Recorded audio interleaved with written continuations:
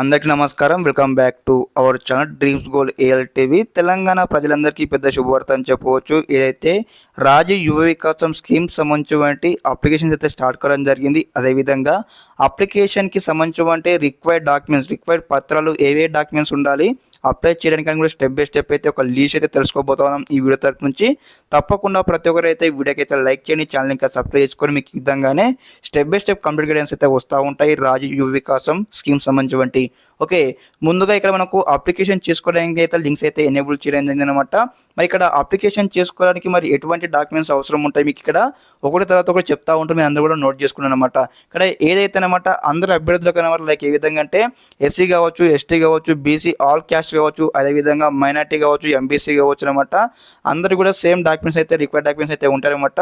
First document వచ్చేసరికి మీకు సంబంధించినటువంటి ఏదైతే ఆధార్ కార్డ్ కావాల్సి ఉంటుంది, అంటే ఆధార్ కార్డ్ సంబంధించిన నెంబర్ కావాల్సి ఉంటుంది.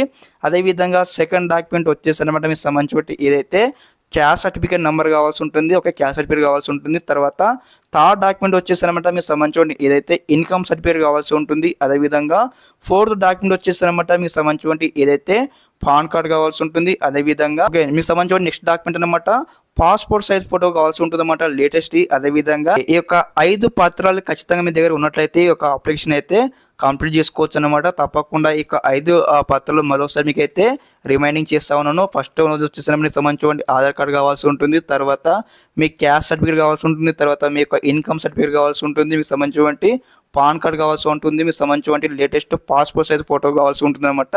ఈ 5 డాక్యుమెంట్స్ మీకు సంబంధించిన అప్లికేషన్ అయితే పూర్తి చేసుకోవచ్చు. ఓకే, అదేవిధంగా మరి ఆన్లైన్లో అప్లికేషన్ చేసే విధానం ఎలా ఉందని స్టెప్ బై స్టెప్ అయితే మన ఛానల్ తరపు నుంచి వీడియో చేయడం జరిగింది. ఈ యొక్క ఆన్లైన్ అప్లికేషన్ సంబంధించిన వీడియో మీకు లింక్ అయితే డిస్క్రిప్షన్ ఇస్తాను. అదేవిధంగా ఐకార్డ్లో ఎన్కార్డ్లో యాడ్ చేయడం జరుగుతుంది, చెక్అవుట్ చేయండి. ఆ వీడియో చూసి step by step me mobile phone నుంచి అయితే అప్లికేషన్ చేసుకోండి. ఇదన్నమాట ఇన్ఫర్మేషన్. ఓకే, అందరికీ నమస్కారం. జై హింద్.